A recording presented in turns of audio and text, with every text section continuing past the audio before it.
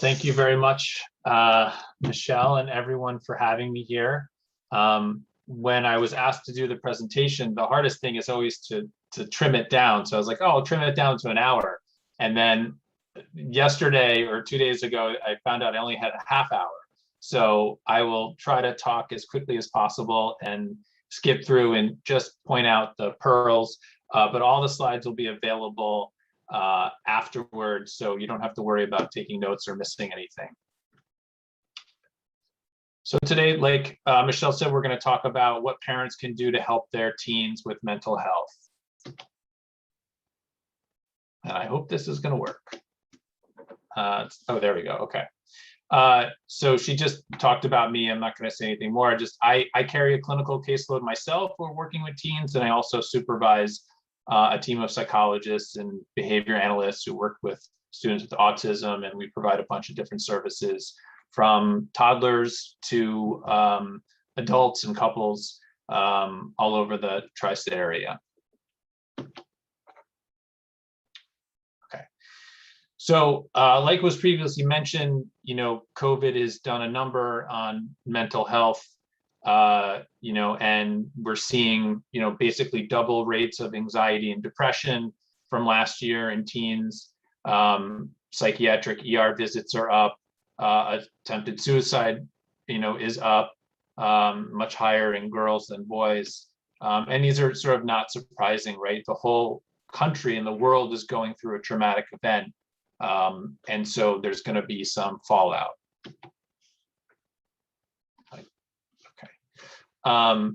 The only thing that actually went down was social anxiety, because everyone was cooped up in their homes and apartments, so they didn't have to worry about interacting face to face. But fortunately, that's going back up as everyone is back to face to face and dealing with the normal social difficulties that teenagers have.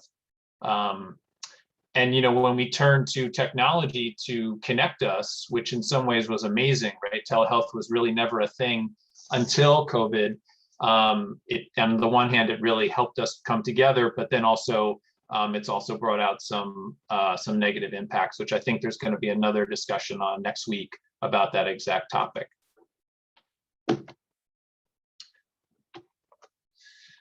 So I don't know if you remember, but when you were a teen, it was a pretty crazy time.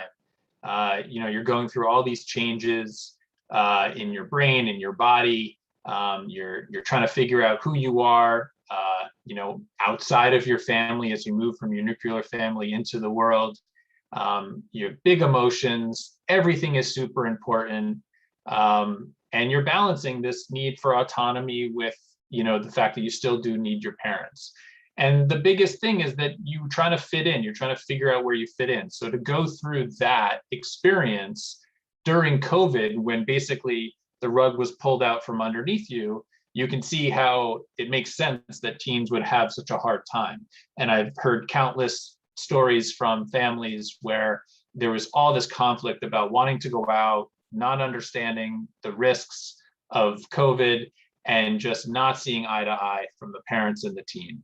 But needless to say, this has sort of been a very social pandemic. And so for teens, it's all about social, causing a lot of stress and anxiety for them. When we talk about anxiety, I think it's important to understand what is considered typical anxiety and what is real clinical anxiety. So, anxiety is actually a good thing. It can help us perform. It can help us stay focused and motivated. You want to have basically like a 3 out of 10. A 3 out of 10 means your heart is beating, you're making sure you're not getting hit by cars, you're avoiding snakes and spiders, you're feeling good. You're not overly anxious, but you're not a 1 where you don't really care about anything. So some anxiety is good. When you start to have an anxiety disorder, what you notice is that the baseline for people that have real anxiety is not a 3, it's actually a 5. So when anything happens, they jump from a 5 to a 6 or 7 or 8 very, very quickly. And 7, 8, 9, 10, very uncomfortable. 9, 10 is sort of like a panic, or you feel like you're going to die. So, you're looking at, wait, hold on one second, go back. Okay, go back. one more. There we go. Nope. Okay. So, you know, when it's really, really high, you have this sort of persistent, excessive worry that just will not let go, and you're having impairment with daily function. That's the key here, is impairment with daily function. Everybody has anxiety, but does it impair your daily function? And does it last for a long time? You know, usually 30 days or more is when, you know, it's not going to be transient. It's going to cause something major. You can go forward. And what you see with clinical anxiety is this escape and avoidance. So you avoid the scary thing, and when it happens, you run away from it very quickly. Those are sort of the hallmarks of anxiety, is escape and avoidance. And the treatment is going to tackle that, which I'll talk about later. A lot of kids with anxiety have somatic complaints, and you might even see complete meltdowns and breakdowns and not understand why until you ask them about what's going on, and they'll tell you that there's some anxious thoughts going on. People that are anxious feel very out of control, and they get into these sort of stuck, repetitive, obsessional thinking patterns or behaviors, or they can try to control it by becoming very, very rigid and perfectionistic. These are sort of things that you'll see that are really getting in the way of daily functioning.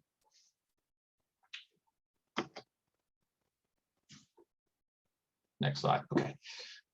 When it comes to moodiness, teens are moody, right? That's not a surprise. And being sad and angry and grieving, those are all normal things. We don't want to take those away. Even, you know, grieving from a trauma or a pandemic, these are all normal feelings to have. And even suicidal ideation is not uncommon. I mean, adults and teens have fleeting thoughts of wanting to die, and it sort of comes and goes, and it's really not something to seek professional help on. But again, depression, real depression, is where it interferes with daily functioning for, you know, 30 days or more. And that's when you want to, you know, seek professional treatment.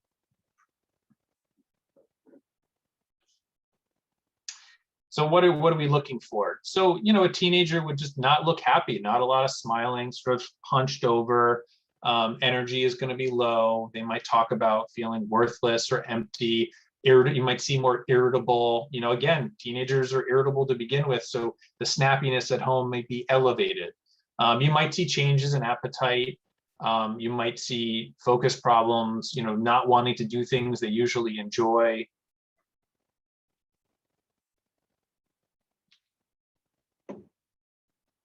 Next slide. They might have thoughts of dying or suicide that are not so fleeting. Again, somatic complaints, withdrawing from family, losing interest in how they look or their hygiene. And then obviously some big markers are school performance or getting into drugs or alcohol. And if you see these things and they don't go away, you definitely want to seek out and have a conversation with your teen. So what can parents do? Prevention is always going to be the way to go. And what I say to parents is try to start as young as you possibly can. Attachment is going to be one of the best things that parents can do to really protect their teen against anything that comes their way. And that starts when they're very, very young. So if you have a teenager, I'll talk about things to do. But if you have a younger child or you're thinking about having children, attachment is something that I would definitely try to focus on. And that's sort of the classic, you know, primary caregiver with the infant, and, you know, and making sure that that bond is very strong. And that's going to snowball for better or for worse as they get older. As a parent, you also want to make sure that your mental health is in check. Don't be anxious. Don't be an anxious, controlling parent. That doesn't go over well with teenagers. So as much as you can, try to make sure that you're doing things to take care of yourself. And, you know, I love family rituals where you're spending time together. Those things are going to become more and more fleeting as the teen gets older. So if you start young and try to preserve those, again, that will protect the teen as they're going through challenges as they get older. You know, they're not going to want to be supervised. They're going to want to pull away, but it's your job as the parent to supervise them and stay involved until they reject you. They will reject you. It's only a matter of time. So don't be afraid for that to happen. If you think something is weird, suspicious, say something. Don't keep it to yourself. And it's okay to talk about mental illness and suicide. It doesn't create mental illness to talk about it. It doesn't make them want to become suicidal because you talk about it. It actually normalizes it, makes it easier for them to talk about it with you or someone else. So I recommend these. There's sort of a model that I like to teach parents where you're modeling the behavior you want, you're explicitly teaching it, you're practicing it, and then you're praising. And these are some things that I think are really good for parents to try to work on, again, when they're young. And so it builds onto itself as they get older. Communication skills, problem solving skills, being able to ask for help. These are not something that everyone knows how to do. And as a parent, if you're really good at it, your kids will see that and they'll copy it. Being able to really get a good night's sleep and take care of your body and eat healthy. Again, if they see you doing this and you talk about it and it becomes sort of explicitly explained, they're more likely to adopt it. Going back to the attachment, this idea of intimacy and connections, people that struggle the most with mental health are usually people that have trouble connecting with other people. And so if you can cultivate intimacy, and that's sort of a scary word for a lot of people, but if you can teach your child or your teenager how to have intimate relationships, and I don't mean sexual, I mean emotionally intimate relationships, that will really insulate and protect them when they're going through something, because they will feel comfortable having a direct conversation with someone about what they're experiencing. So this is definitely something a parent can do. And then letting your child accomplish new things. It's the only way for them to feel good about themselves and build self-esteem is if they try new things. So if you protect them and insulate them and don't let them fall down, that's going to make them very nervous and anxious as they get older. And then obviously talking about technology and risk-taking, I say go as slow as you possibly can in terms of giving access to screens and all that, because it's always going to be there, and you really want them to understand what they're getting into. The big tech companies, it's not a fair fight for them against us, and so we really need to band together as parents and practitioners and really educate our kids about what they're looking at when they're on a screen or doing social media.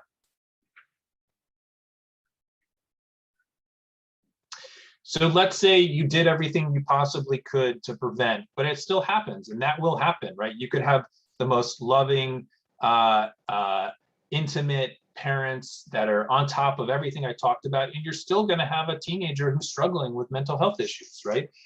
It's not linear. So what I recommend, if you do see some things that are concerning of you, is to intervene immediately with direct, non-judgmental questions. And that's very hard for parents, because a lot of times you may think that the teen is going through something that's so trivial. And so you might have judgment sort of building inside of you, and it might come out. And so but you want to be direct with them, and you want to normalize and validate it. So it might sound something like, I noticed that you're not leaving your room as much, your grades have gone down. I'm really worried about you. And I know this is something that happens with teens a lot. I'm not exactly sure what's going on, but I just want you to know that I'm here, right? So it doesn't have to be this perfect scripted thing. You're being, honest and validating, and not jumping conclusions or telling them what's going on. That's going to be the worst thing you can do.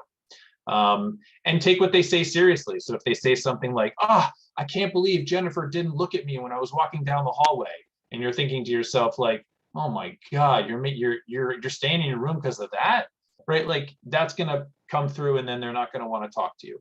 And if they shut down and they reject you and they don't want to talk to you, it's okay. You'll have another try. So just keep trying at a later point in time. Don't turn it into a big blow up. And if they continue to shut down, then you can ask other people, and then you can, just initiate treatment if you're really, really worried. But again, if you built that foundation and you approach them with finesse and not being non-judgmental, they're more likely to open up. And then if they do open up, you want to work with them to come up with a plan. Are we going to try to do this together as a family, or are we going to go and seek outside help? You want them to buy into it, so they're more likely to participate. Next slide, please. You do not have to be a mental health professional to do a suicide assessment. And I love that parents try to do this on their own, and they feel comfortable talking about it.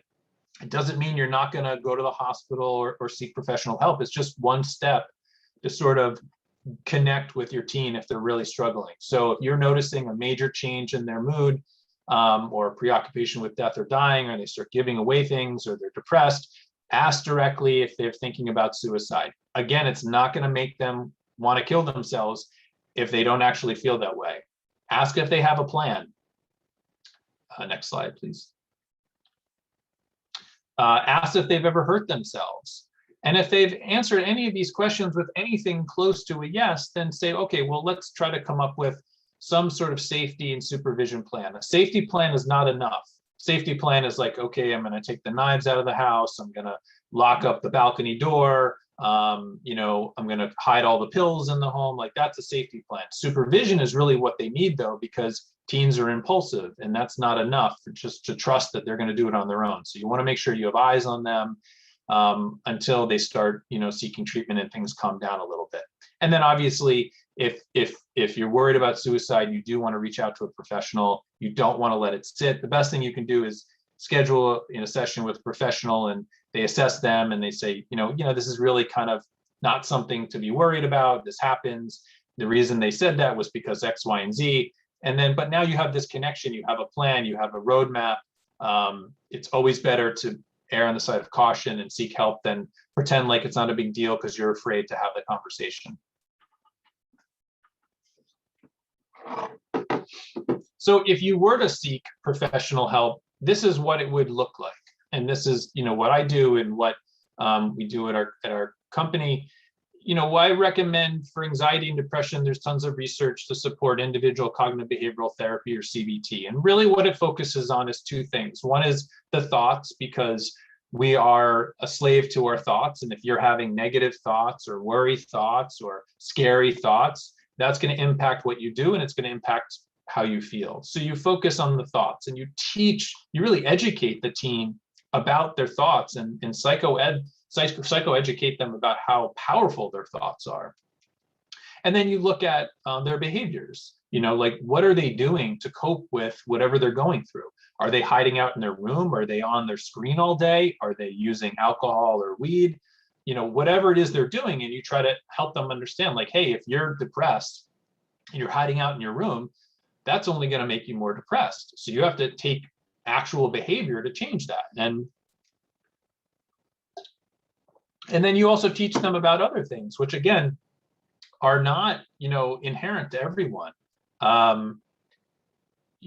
Improving communication and self-care, right? So sleep, exercise, and eating. These are like the main three things that you want to do when someone's not feeling well, is stabilize their sleep, get them exercising. I mean, there's just countless amount of research supporting exercise with mental health, and then making sure that their eating habits are okay. If you're not sleeping well, it doesn't matter what kind of therapy you're doing, they're not going to improve. And so you really need the teenager to understand that. And you need the parents too, right? You want the parents to be involved to a certain degree. And again, that's a little bit of a dance doing therapy with a teenager, how much the parents are going to be involved. And you usually work that out with their therapist. For anxiety, CBT is going to focus, it has to include exposures. Now, it could be a mental exposure, thinking about something, or it could be a physical exposure, actually going somewhere, doing a physical behavior. But you have to expose yourself to the thing that's making you anxious. If the treatment doesn't have exposures, it's not going to work. 99% of the time, it's not going to work, or it's not going to last. For depression, a big thing is behavioral activation, and that just simply means getting up and making physical changes to change how you feel. So like the example I gave before was, if you're hiding out in your room, that's going to perpetuate more depression and bad thoughts and low self-esteem. If you leave your room, who knows what could happen, right? Anything could happen. So you want to get the body moving and the mind will follow. That's sort of the thinking there. Now, therapy is great, but sometimes you need to consider medicine, meaning if therapy is not working or working fast enough, or if it's really severe. Medicine can be really helpful with really severe mental health issues. So I would definitely try to get a consultation with a psychiatrist.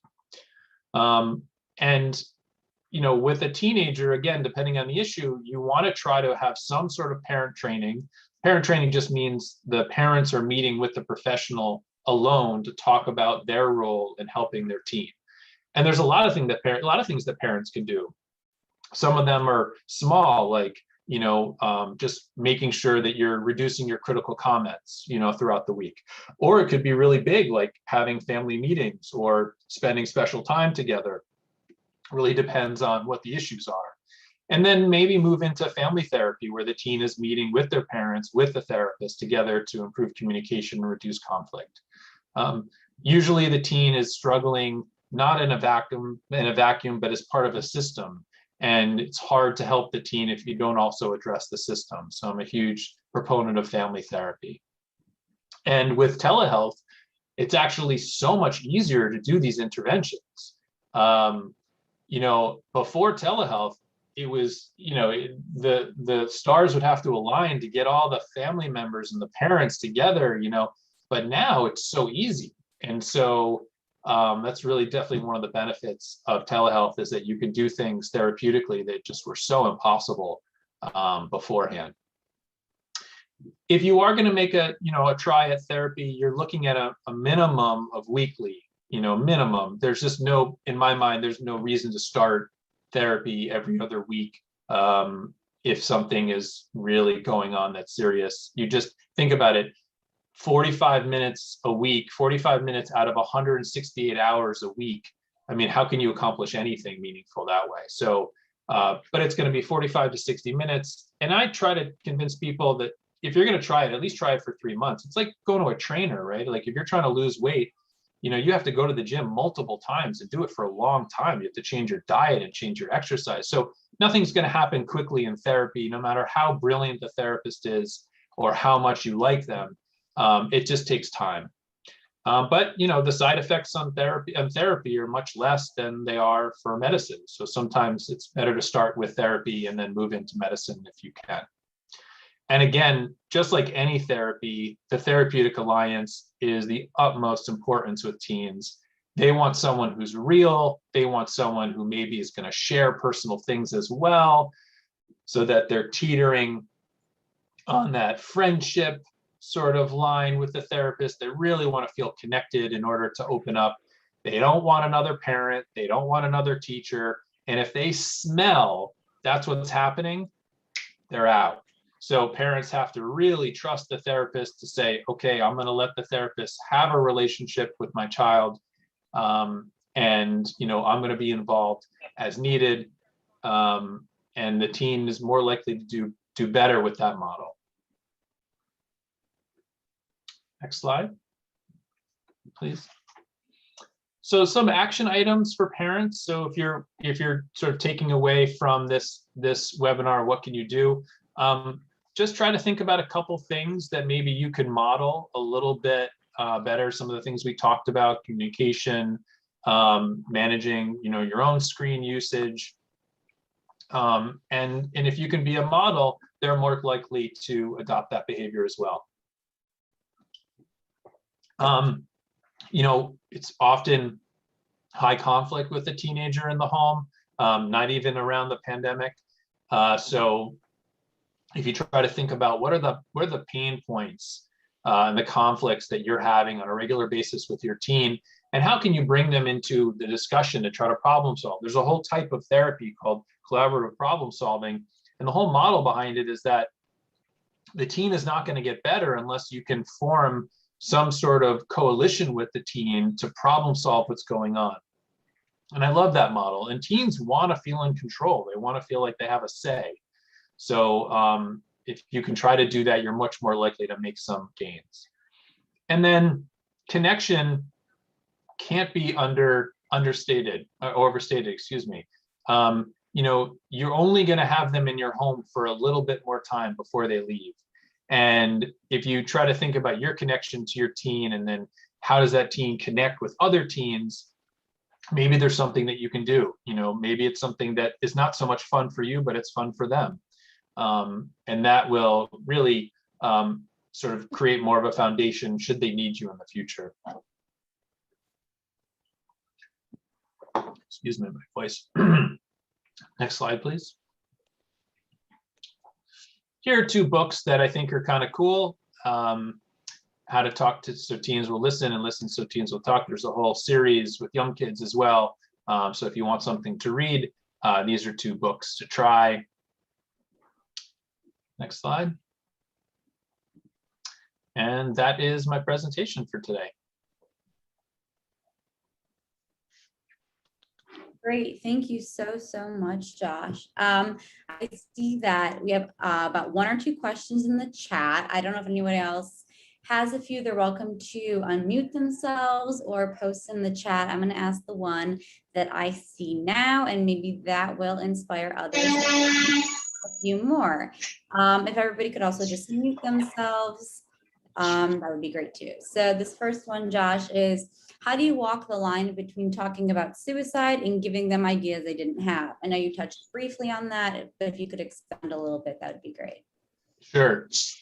So from my experience, if they are, if they're thinking about suicide, they've already done their own research on it, meaning it's very unlikely that you're going to come to them and say, are you thinking about suicide? And they say, oh, no, I hadn't thought about that. You know, what kind of suicide are you thinking about? And then you give them ideas.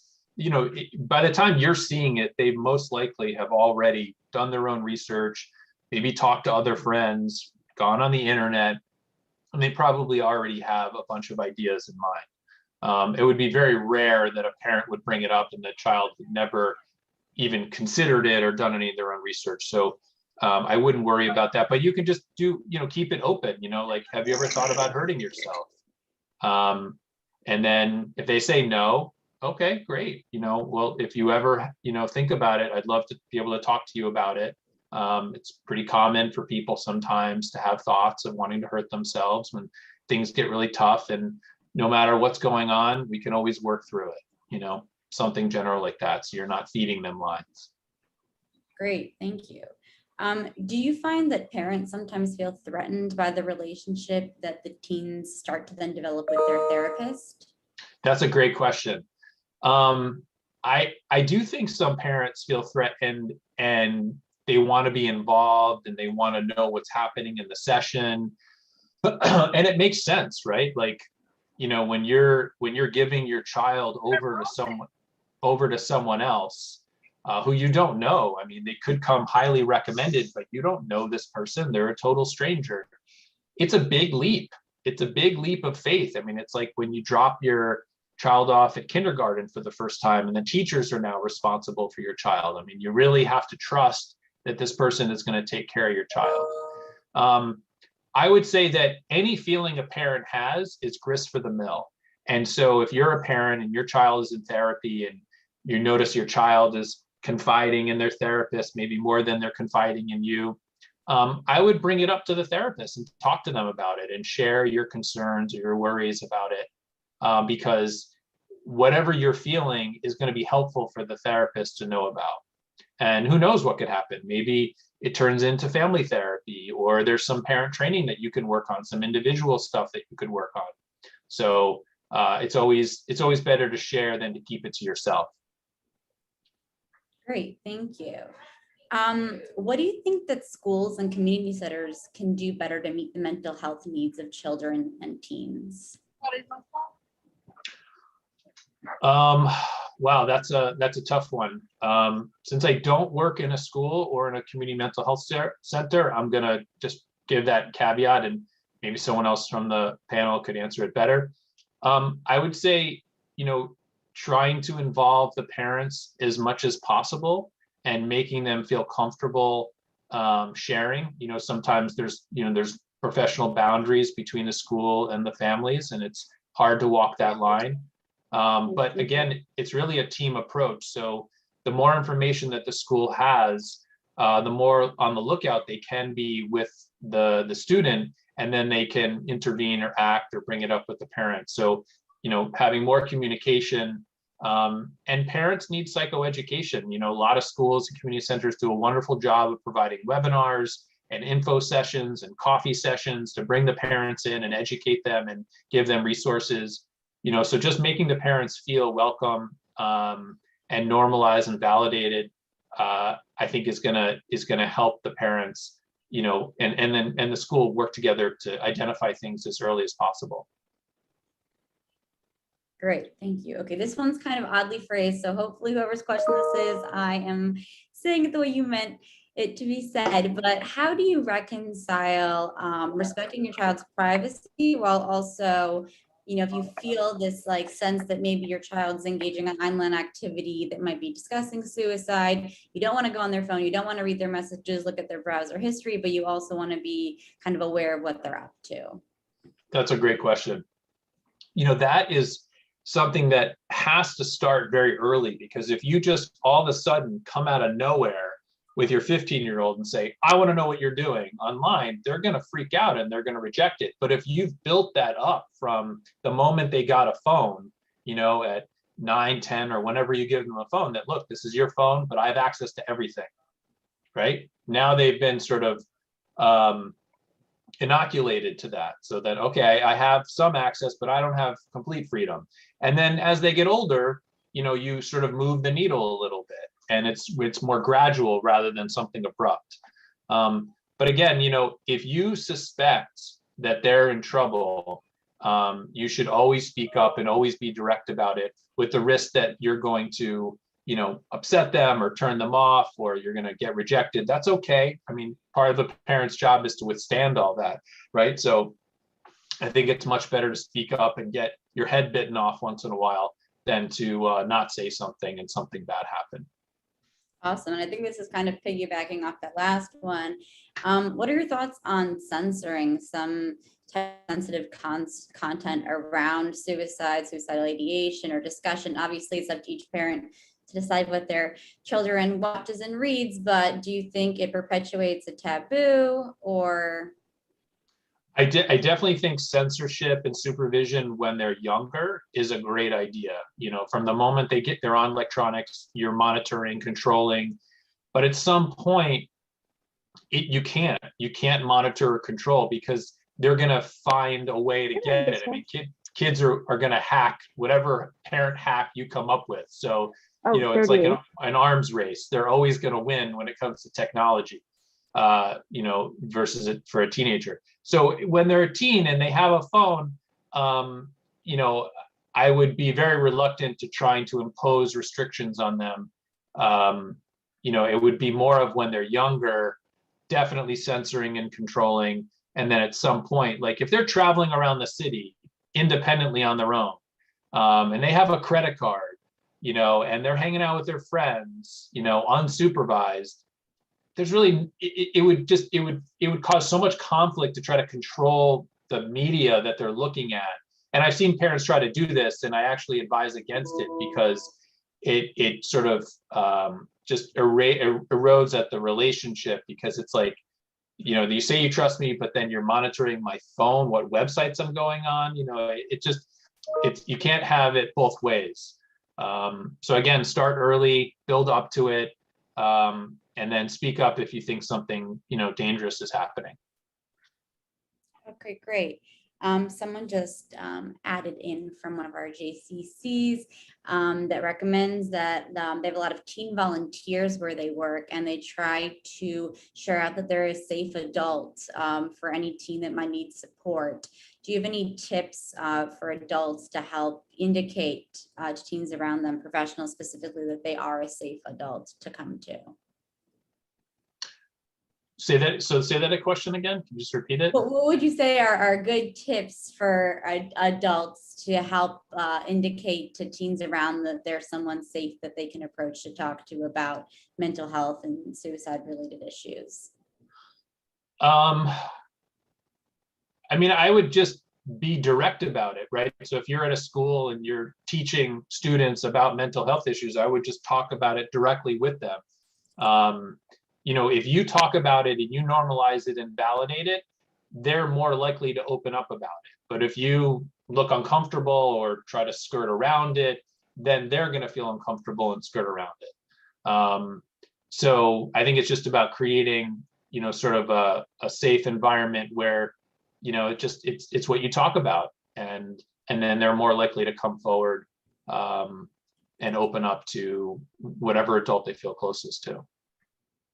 Fantastic. Okay, I think that's all of our questions, unless anybody wants to just hop in, share a question, share a comment. No need to pop in the chat. You can just talk.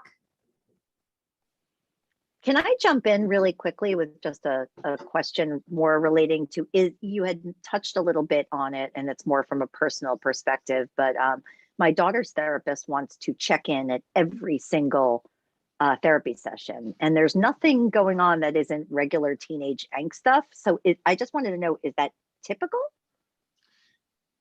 So now we're getting into like, what does a typical teen psychologist do? Everyone is different, you know, there's no like, I would just, to be honest, I would just be like, I notice you want to check in with me every single time. I think this stuff is normal. Like, what's going on? You know? Okay. And then they might give you like, oh, I thought you wanted to check in. I thought you're the one who wanted to check in, you know? So it could be something like that.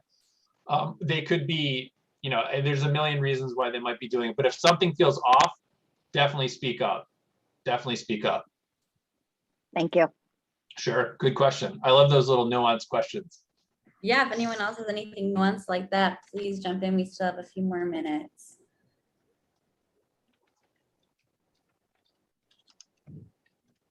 I'm just wondering why, when you gave the statistics initially, you said that there's a higher rate of suicide in girls than boys. Do you have a sense of why that might be, or? Yeah, I think that there's two things that come to mind. One is that girls tend to be more influenced by other girls' behavior. So if there's a girl in a girl group where someone is cutting or someone is doing something dangerous, it's more likely to travel within that girl group or from one girl group to another girl group within the same school. So they're more easily influenced. And I think it's just, you know, the stereotype is that girls are more comfortable showing feelings and showing emotion. So if you think about a suicide attempt as a cry for help, right? They don't actually want to die, but they want people to know they're in pain. Girls are much more likely to do that than boys. Those are the two things that come to mind. Thank you. Good question. I'm going to ask one last question, and that's, Josh, if you had one actionable item, little thing that you think parents and professionals could take away from today's session, what would you say? Or is that the worst question to ask a presenter? No, I gotta give me a second to distill down my entire presentation into one word or one sentence. Or actionable word if possible. God, you know, I would say two things. One is start early, right? It's always antecedent intervention, antecedent before, always trying to get ahead of, because but by the time you're in a crisis, there's not much you can do besides just keep everyone safe. So always trying to think ahead, right? Always try to think ahead. And then two is just trying to foster that intimacy, that emotional connection.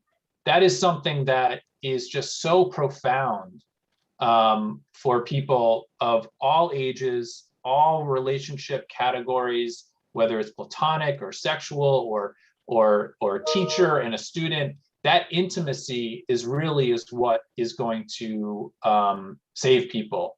And you know, I want to say that you could, no matter what we're going through, right? So we happen to be going through a pandemic, which is terrible.